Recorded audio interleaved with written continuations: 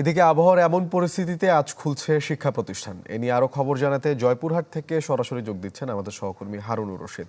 হারুন, তাপপ্রবাহ এখনো খুব একটা কমেনি, এরই মধ্যে শিক্ষা প্রতিষ্ঠান খোলায় শিক্ষার্থী এবং অভিভাবকদের প্রতিক্রিয়া কেমন দেখছেন?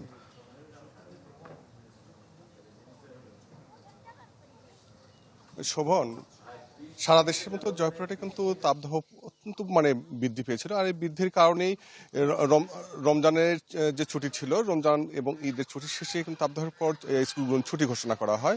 এই ছুটির পর কিন্তু মাঝে 2 দিন স্কুল খোলা ছিল, তারপর আবার সেটিকে বন্ধ করে দেওয়া হয়। তো এই তাপদাহ কিন্তু সাধারণ যে মানুষ থেকে শুরু করে শিক্ষার্থী সকলের মধ্যেই কিন্তু একটা অতিষ্ঠতা চলে এসেছিল।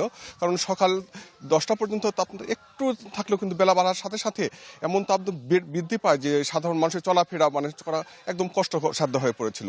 তো শিক্ষার্থী যারা আছে তারা কিন্তু গতকালকে জয়পুরহাটে শহরে কিন্তু এবং অন্যান্য সব জায়গায় বৃষ্টি হয় না, কিন্তু কিছু জায়গায় বৃষ্টি হয়েছে। বৃষ্টির ফলে কিছুটা কিন্তু স্বস্তিটা এসেছে। কিন্তু আজকে সকালের আবহাওয়াটা অনেকটা এখন ভালো, কিন্তু বেলা বাড়ার সাথে সাথে এই আবহাওয়াটা বৃদ্ধি পাবে কিনা সেটা কিন্তু এখনো পর্যন্ত সেটা জানা যায়নি। শিক্ষার্থীরা স্কুলে এসে উপস্থিত হয়েছেন ও তারা যেটা জানিয়েছেন অনেকদিন পর তার স্কুলে এসে আবহাওয়া ভালো আছে, স্কুলে তাদের যে ফ্যানের ব্যবস্থা আছে, তারা ক্লাস করতে পারবেন এমনটা জানাচ্ছেন। এবং শিক্ষক যারা বলছেন যে দীর্ঘদিন ছুটি থাকার পর শিক্ষার্থীরা স্কুলে আসতে শুরু করেছে, তাদের পাঠদানে যথা নিয়মে যেটা আছে সেই নিয়মেই কিন্তু তাদেরকে পাঠদান করা হবে। তো এখন পর্যন্ত কিন্তু জয়পুরহাটে শিক্ষা যে ব্যবস্থাটা আছে, এই প্রাথমিকে এখন সকাল 8টা থেকে ক্লাস শুরু হবে।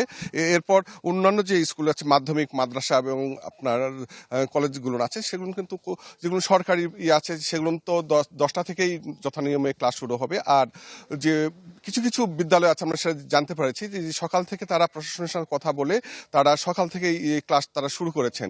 কিন্তু যে এই ছোট ছোট যে কোমলমতি যারা শিক্ষার্থীরা আছেন তারা যে বিদ্যালয়ে এসে বলছেন যে আবহাওয়া দীর্ঘদিন পর আজকের আবহাওয়াটা একটু ভালো, তারা স্বস্তি পাচ্ছেন, তারা বিদ্যালয়ে আসছেন, তারা মনে করছেন যে আমরা অন্যান্য যে দিনগুলো আছে সেই দিনের মতো আমরা স্বাভাবিকভাবে আমরা পড়াশোনা করতে পারবো, পড়াশোনা শেষে আমরা বাড়ি ফিরতে পারবো, এরকম আবহাওয়া যদি বিরাজ করে। তো জয়পুরহাটের এই ছিল আবহাওয়ার পরিস্থিতি, স্কুলে শিক্ষার্থীদের আগমন উপস্থিতি।